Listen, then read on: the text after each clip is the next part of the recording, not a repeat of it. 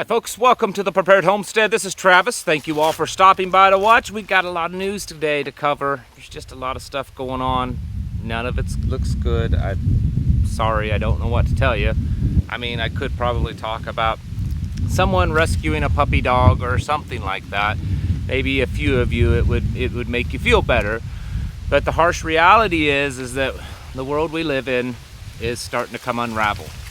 And I think that even though we may not need to focus on it all the time, every moment of the day, we certainly need our breaks. We need to take a day off or just rest up.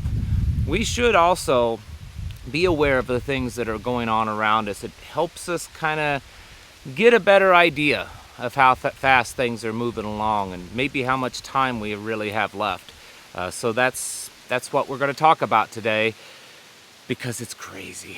Hope you folks had a good week, and since this is the last day of the week, last work day of the week, let's put it that way, hope you folks have a good weekend.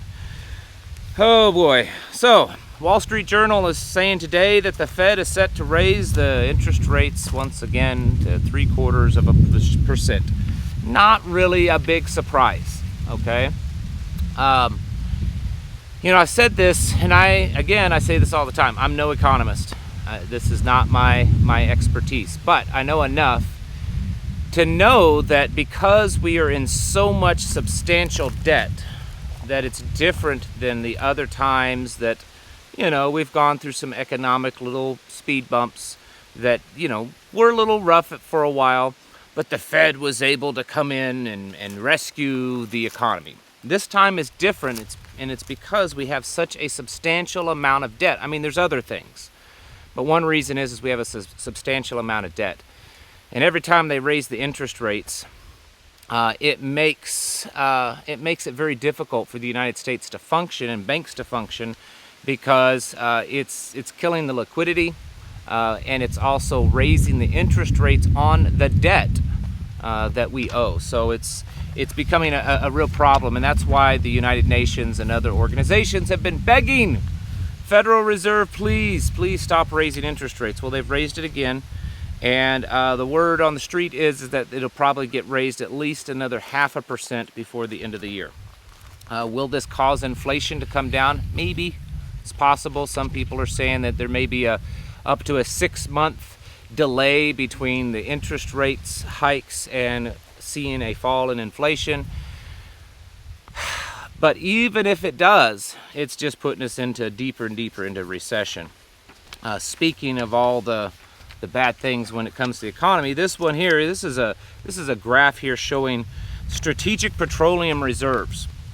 You see all those lines there at the top? Those are lines from the last few years of the amount throughout the year that we have on supply for strategic petroleum reserves, our oil, the oil that's on reserve. See that one line that's taken a nosedive into the dirt? Yeah, that's this year. That's this year.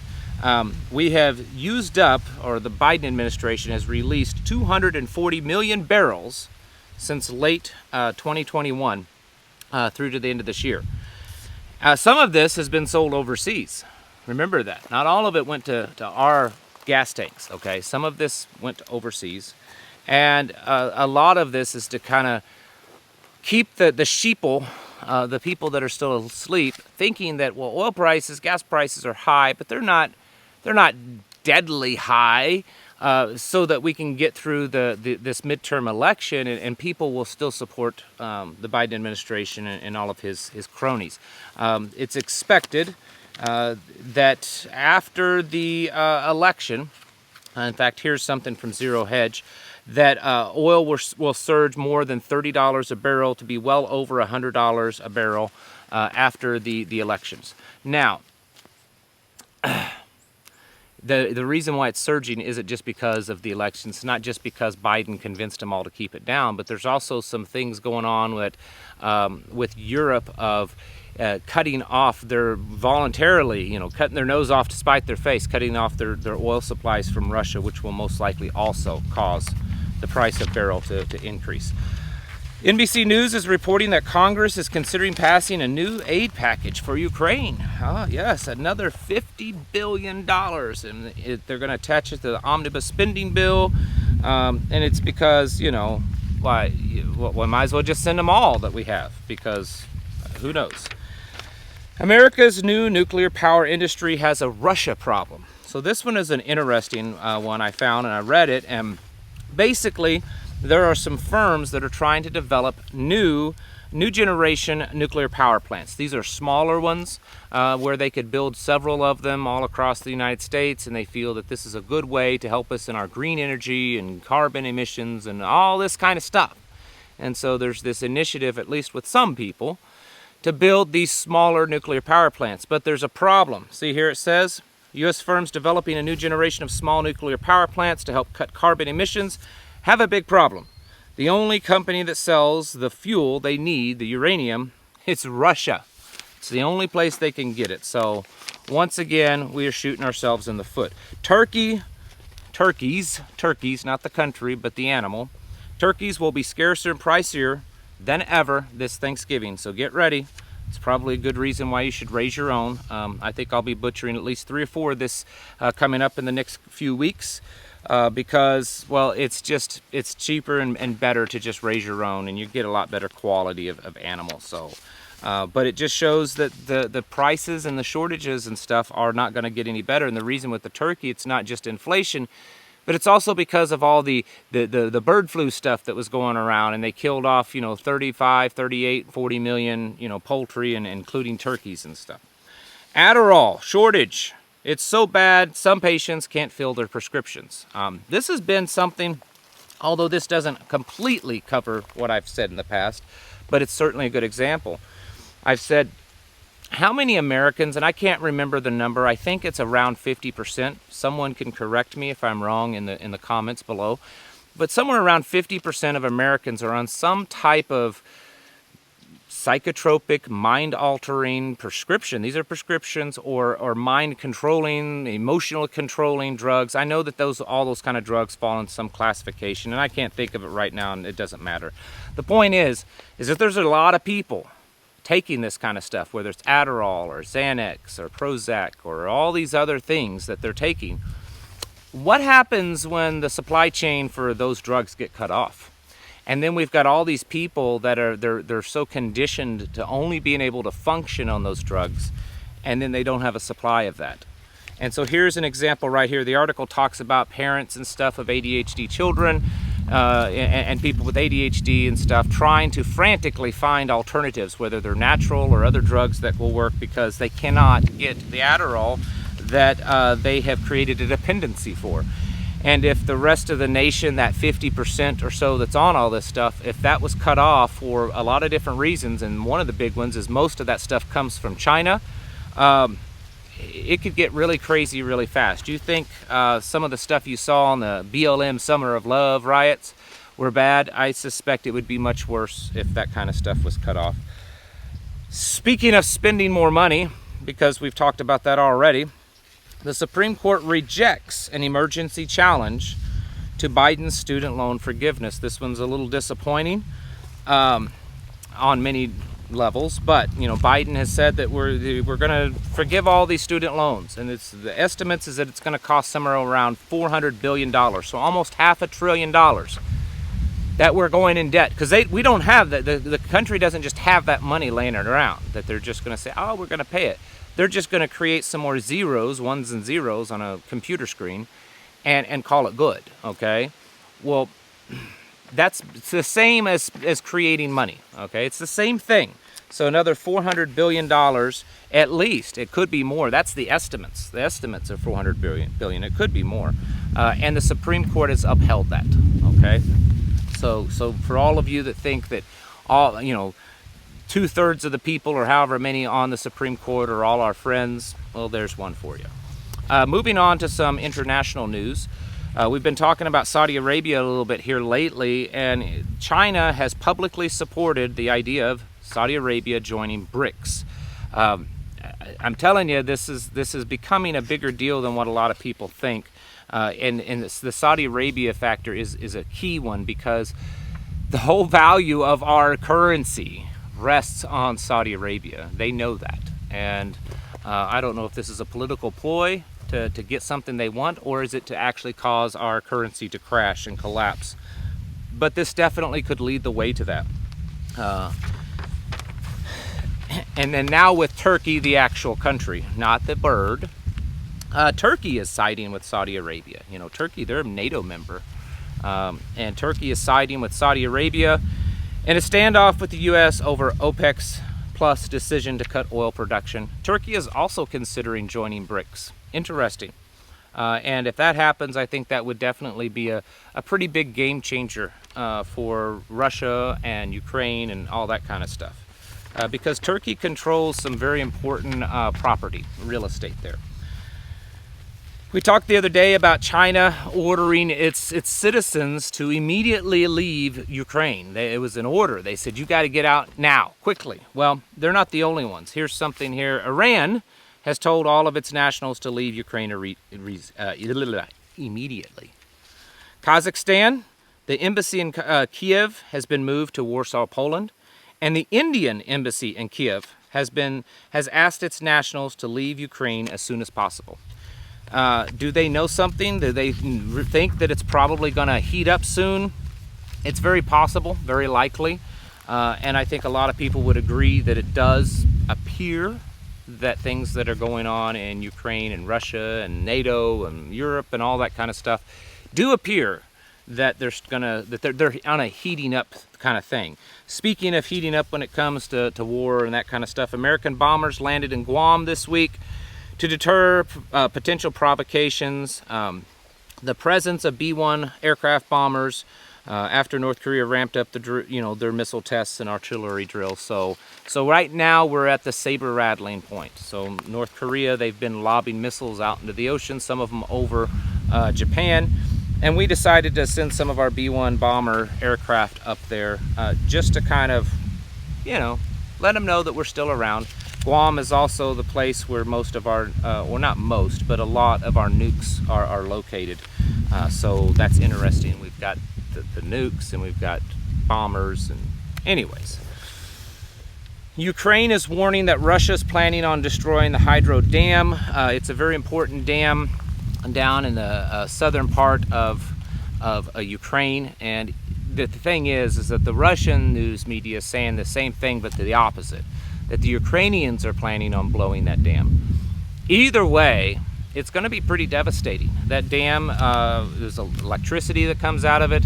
There's lots of people and communities along that way that when that dam is blown, if it's blown, will flood, could cause a lot of human casualties, but definitely a lot of just other casualties, just property destruction.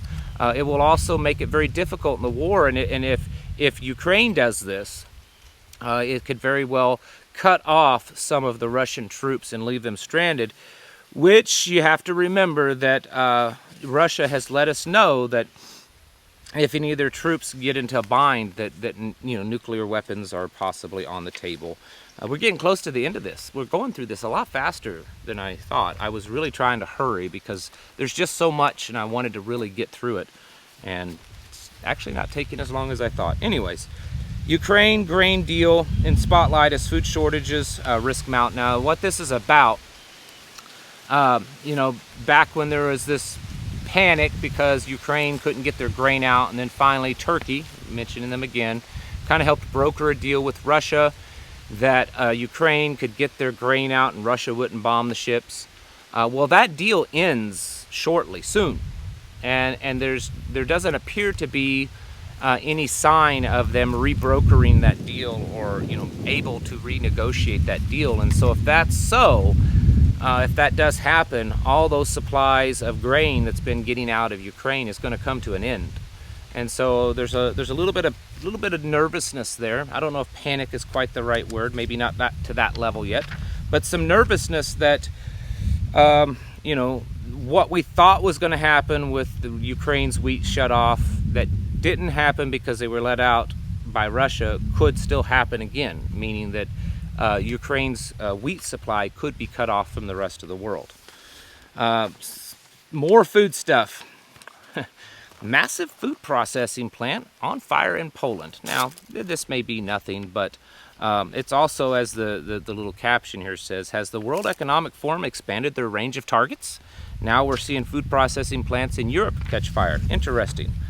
Speaking of food, here's an opinion piece talking about how food insecurity is becoming a worldwide crisis. Now, you know, officially, the mainstream news and commentators and stuff over the last year has said, well, the food insecurity crisis stuff is really only going to hit the really poor areas of the world. You know, Eastern Africa, the Horn of Africa, maybe India, maybe some South American countries. You know, those third world countries that already struggle.